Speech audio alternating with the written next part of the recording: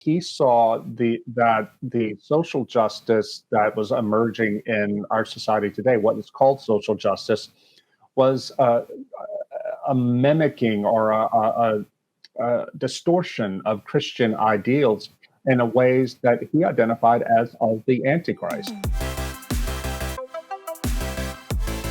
Let's talk about churches, Christianity, the state of Christianity as it relates to some of these ideologies.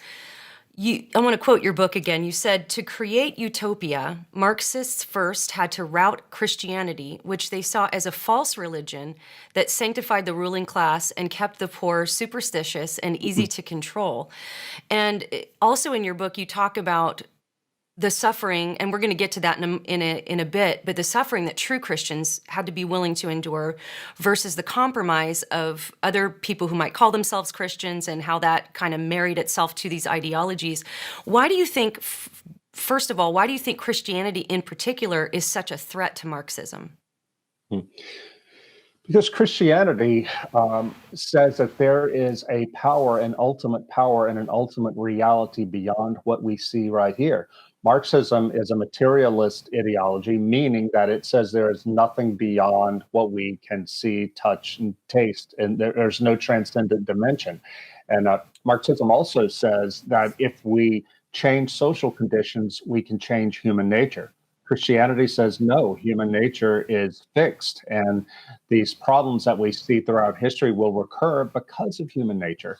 And plus, Christianity also sanctifies suffering, long suffering.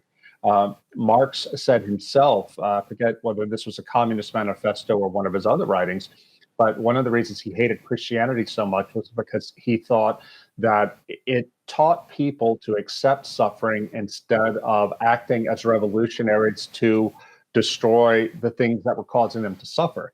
Now, it can be true that Christianity teaches passivity in the face of political suffering. I mean, we don't want to say it's completely bogus, but it's also the case that Christianity has a realism about human life that Marxism simply doesn't.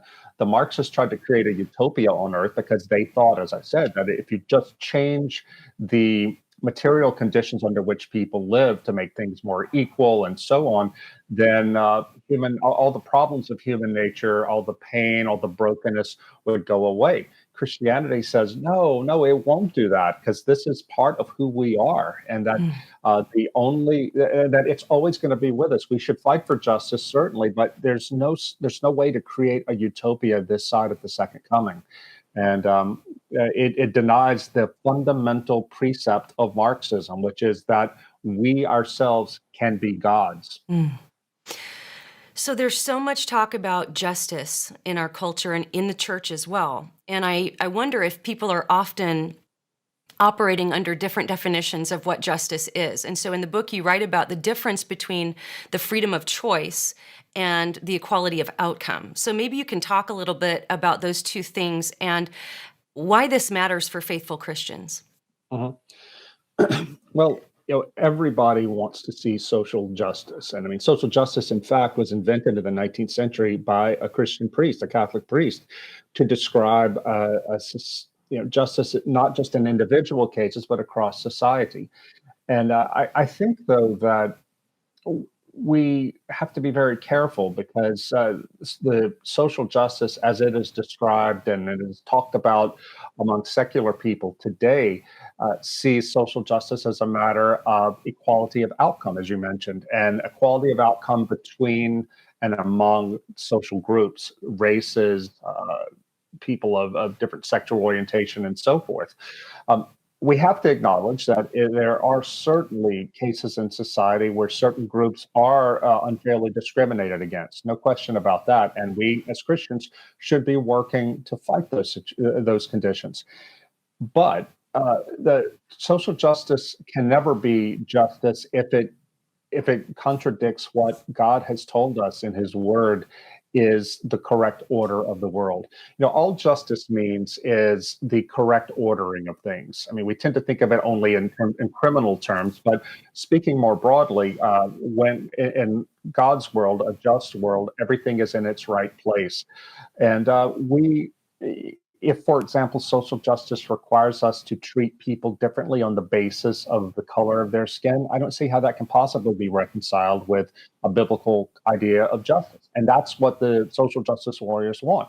If social justice requires us to destroy the traditional family and to destroy the idea that God's will is that that marriage is only between one man and one woman, then it can't be justice. And this is what I think that so many Christians don't understand. And the Rene Girard, a great 20th century intellectual, he died in 2015.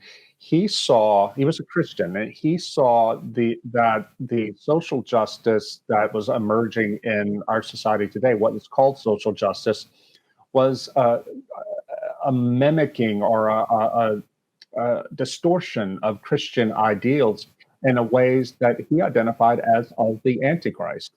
Now, Girard taught at Stanford University. He was elected to the Académie Française, which means he was one of the great intellectuals of our time. But he, as a Christian, did not mind using these words. Well, what did he mean by that it's of the Antichrist? He said that the Antichrist, when he comes, will come as someone who is being more Christian than Christ.